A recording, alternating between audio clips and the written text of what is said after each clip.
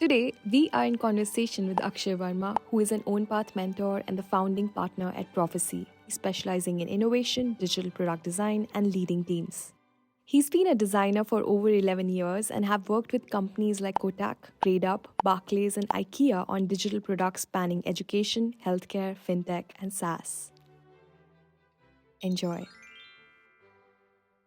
How has your experience been so far as a mentor, and why did you take it up, even this whole thing? Sure, that's a good question. Why did I take it up? I have a ready answer for you for that, which is I really enjoy two things. One, it's very easy for you to, as a professional, get really engrossed in what you do every day and to sort of get out of that learning mindset.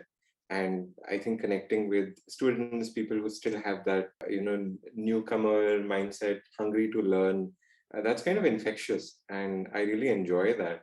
And yeah, if I have something that I can give back to people, because I'm very grateful to the teachers who taught me, especially at CIID. Um, yeah, any opportunity that I get to do that, of course, I jump in that. Hmm. My experience so far has been fantastic.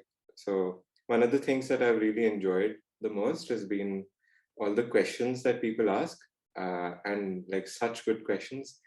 They make you think so much. They make you go back to the basics and really, question your own understanding of the very fundamentals of design. And that has been wonderful.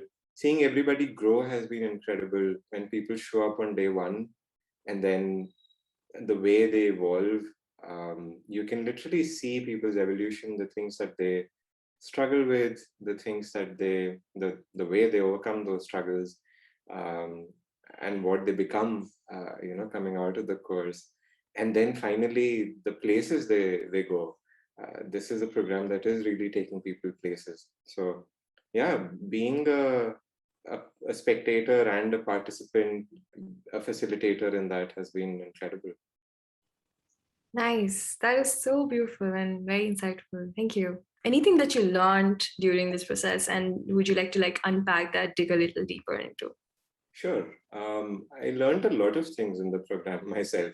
I think the act of preparing for these master classes, that itself is quite rewarding, because when I'm doing that, I'm not only relying on my own experience, but also, how have other people articulated the topics that I'm about to teach? What are they saying about it? What are the questions that come up most commonly? So I go through like lots and lots of books. I think I went through something like 20 books for the first cohort to just to put everything together. Those were topics that I was familiar with. I'd read most of those books already, but still to really make sure that I'm not leaving, you know, anything that is important, or I'm not introducing my own biases into the way I'm teaching things too much. So that yeah, that really made me go back to the basics and really sort of relearn them, putting myself in that newcomer mindset again, reflecting on what were the things that I found challenging when I was new in design. And and yeah, there were certainly a lot of things that I had missed. It's like this, endless, bottomless ocean. Hmm. uh, just the very fundamental aspects of any discipline, including design. There's no end to how much there is to learn. How do you think this setup, like OwnPath is alternative school, it's a completely new idea, and it's sort of breaking the status quo of how people actually seek college education or higher education for that matter. What's your take on the whole setup? I think it's quite liberating, to be honest, because the like college does bring with it a lot of positives. I went to two, so I know the positives that it brings. But there are also some downsides. There's also, the nature of such programs, traditional college education, is that it has to be very selective, and there is an element of exclusivity.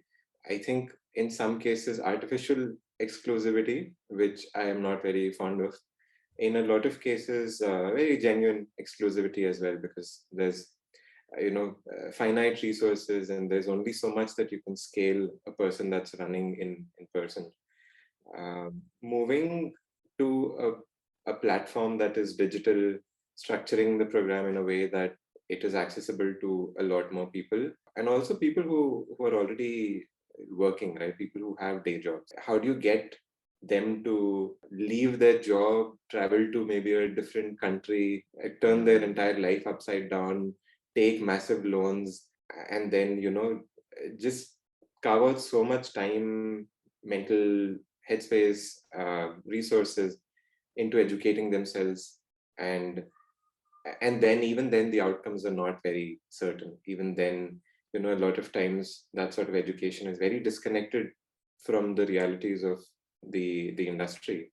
So yeah, I think the format is fantastic, that it's very focused, it's laser focused on just the few things that matter, and the few things that are relevant for the zeitgeist of today's time and the way the design industry is functioning. And it is accessible to a lot more people. It doesn't put such a big drain on their wallets. And there are all these working professionals who are teaching these programs. There's no like full-time faculty who is just teaching. Everyone who's teaching is very much connected with the work itself in the professional world.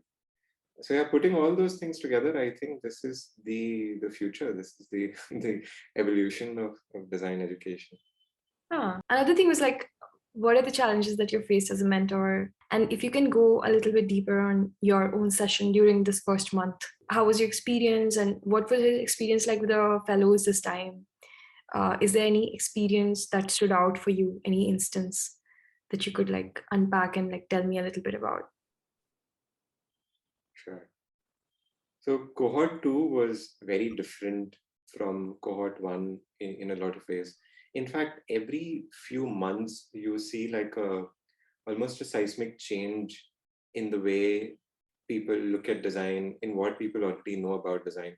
A lot of things which we were taught, for example, which were very new to us when they were being taught to us, are not so new to people anymore. A lot of those things have become table stakes, and I see that more and more every every new batch that goes through the program.